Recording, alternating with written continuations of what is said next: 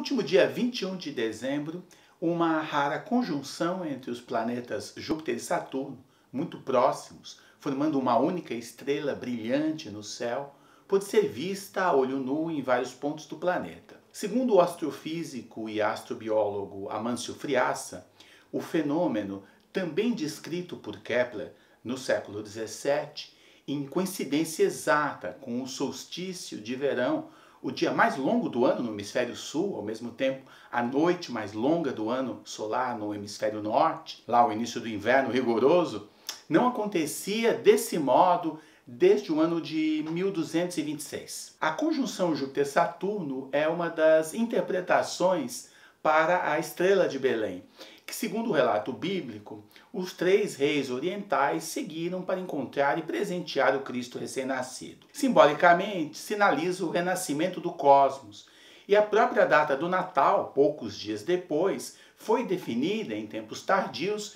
em consonância com essa simbologia mais antiga e universal do ciclo solar. O simbolismo solsticial também se harmoniza com a celebração em pontos diametralmente opostos do ciclo, assim como o trítono musical, no ciclo das 12 notas, constelações sonoras, dos 2 São Joões. O João Batista, que antecedeu, segundo o relato bíblico, a vinda de Cristo, em 24 de junho, próximo ao solstício junino, o início do nosso inverno e do verão no hemisfério norte, dentro das nossas festas juninas, e o João Evangelista, em 27 de dezembro, também celebrado na semana do Natal, autor ao qual a tradição atribui o evangelho mais tardio e o livro do Apocalipse, o último do cânone bíblico. O João que antecede a revelação crística conecta-se dessa maneira ao João que traz o selo final da profecia. No vídeo anterior, começamos a explicar a estrutura da missa como forma musical e acompanhamos o desenvolvimento histórico de uma de suas partes fixas. No vídeo de hoje, seguiremos esse trajeto a partir de uma análise do Glória, cuja origem está diretamente ligada ao anúncio do nascimento do Cristo, sem deixar de lado algumas outras obras centrais nas quais a simbologia do Natal se faz presente.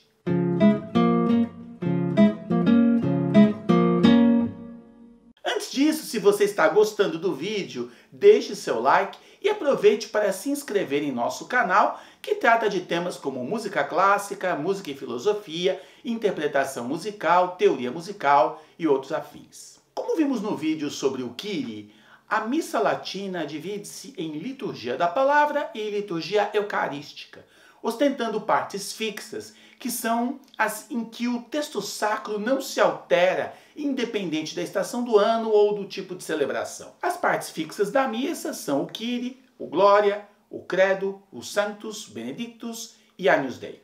São elas que, em princípio, interessam especialmente aos compositores que dedicaram seu artesanato à missa entendida como forma musical. O Glória, segunda das 6 partes fixas da missa, começa com as palavras atribuídas aos anjos, citadas no Evangelho de Lucas, capítulo 2, versículo 14, Gloria in excelsis Deo, et in terra paz hominibus bone voluntatis. Isto é, glória a Deus nas alturas e paz na terra aos homens de boa vontade. Os versos anunciam a boa nova aos pastores de Belém e louvam a Deus pelo nascimento do Cristo.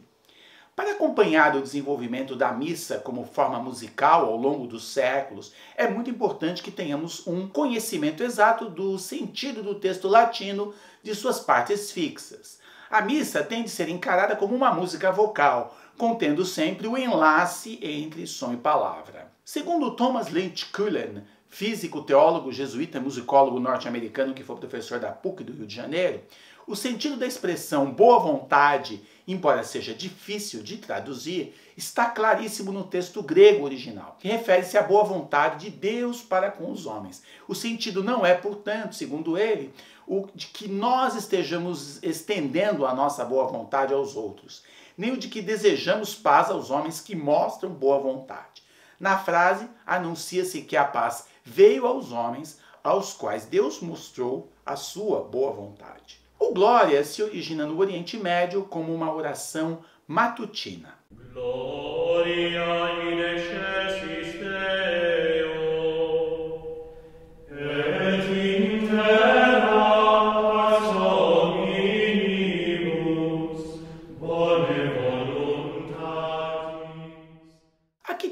glória gregoriano, cantado por uma única linha melódica em uníssono, isto é, todos cantando juntos a mesma melodia, sem nenhum acompanhamento.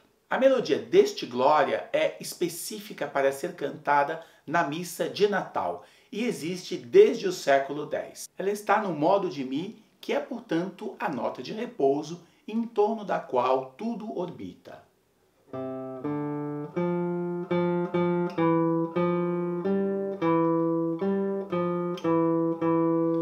Mas utiliza uma tessitura que vai do Dó abaixo, da nota central,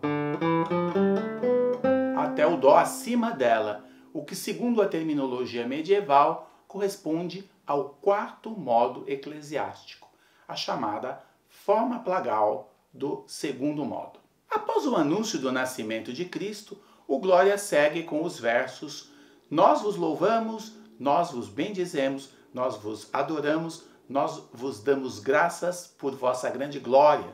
Senhor, Domine, em latim, Deus, Rei do céu, Deus Pai onipotente. O trecho é, portanto, dedicado a Deus Pai. Segue-se no poema a seção dedicada ao Filho. Senhor, Filho unigênito, Jesus Cristo, Senhor Deus, Cordeiro de Deus, Filho de Deus Pai, trecho que ecoa os 3 títulos da estrofe anterior, mas agora sob a perspectiva do Filho. A seguir temos as 3 súplicas.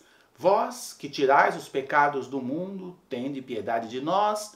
Vós que tirais os pecados do mundo, recebei a nossa súplica. Vós que estáis sentado à direita do Pai, tende piedade de nós. Finalmente, o poema termina com a reverência à santidade, majestade e poder altíssimo de Cristo. Porque só vós sois santo, só vós sois Senhor, só vós sois Altíssimo, Jesus Cristo, com o Espírito Santo, na glória de Deus Pai. Amém. O desenvolvimento polifônico do Glória, um canto que, por ter texto longo, carrega a característica de ser predominantemente silábico, mais do que dado a melismas, isto é, a ornamentação vocal sobre uma palavra, terá ponto culminante no Renascimento, como, por exemplo, na missa dedicada ao nascimento de Cristo, composta por Giovanni Pierluigi da Palestrina em 1601.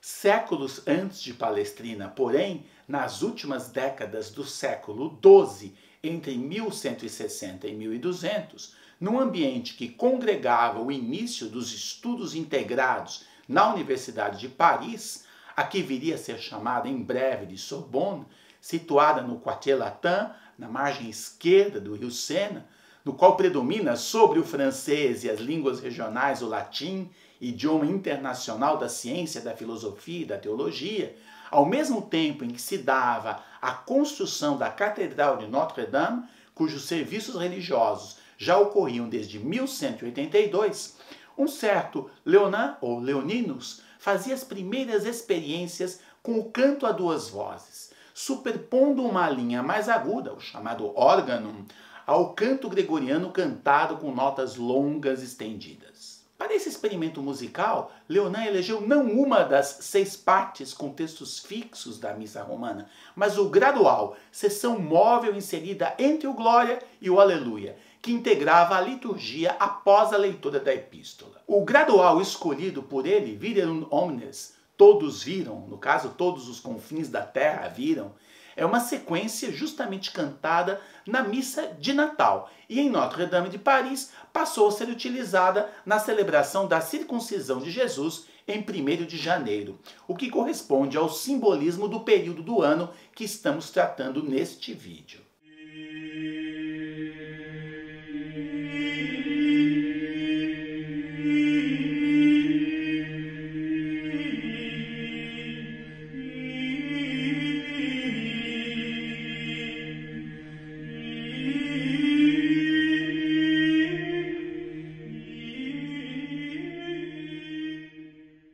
Essa música genial faz parte da pré-história do contraponto polifônico, o qual desaguará em breve na Ars Nova a invenção da escrita rítmica proporcional às semibreves, mínimas, semínimas, etc.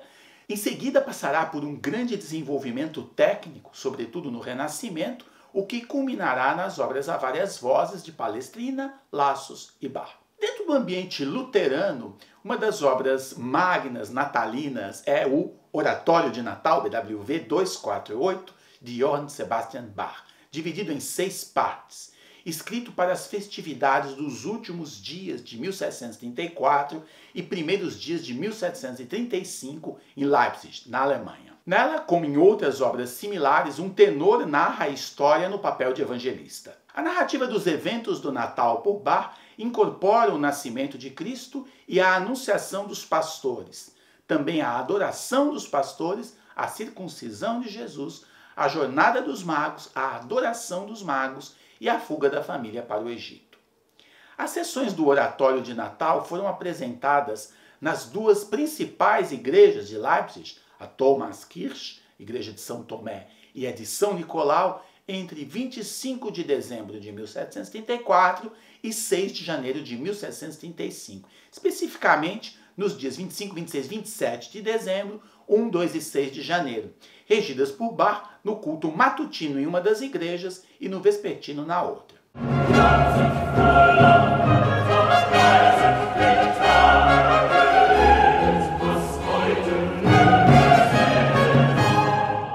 Muitas obras entre o Barroco e o século XX poderiam ser aqui enumeradas. O Messias de Handel, de 1741, na verdade estreado na Páscoa, narra a natividade, é verdade, mas também a vida, a morte e a ascensão do Cristo.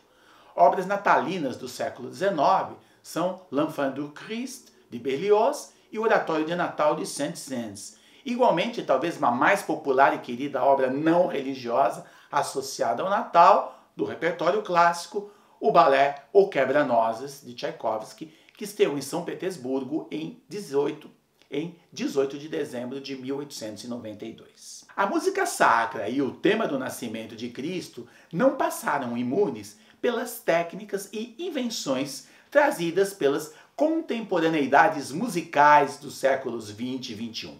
Para ficarmos em apenas um exemplo, escolhemos aqui um movimento dos 20 Regards sur l'Enfant Jésus, as 20 visões do Menino Jesus, longa suíte para piano de Olivier Messiaen, escrita em 1944.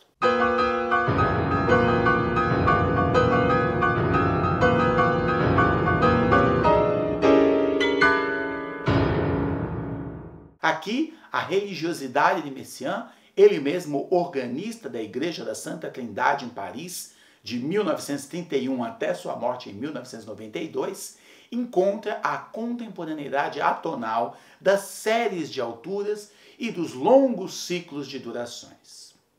Entre as seções da obra estão justamente a contemplação da estrela, o segundo movimento, e este que acabamos de ouvir, o 13º dos 20 movimentos, justamente intitulado Natal, com evocação, tal como apontaram na partitura, de estranhos sinos natalinos associados aos doces nomes de Jesus, Maria e José. Aproveitamos para desejar boas festas e um feliz ano novo a todos os inscritos e aos que acompanham ou acompanharam as atividades do nosso canal ao longo do ano.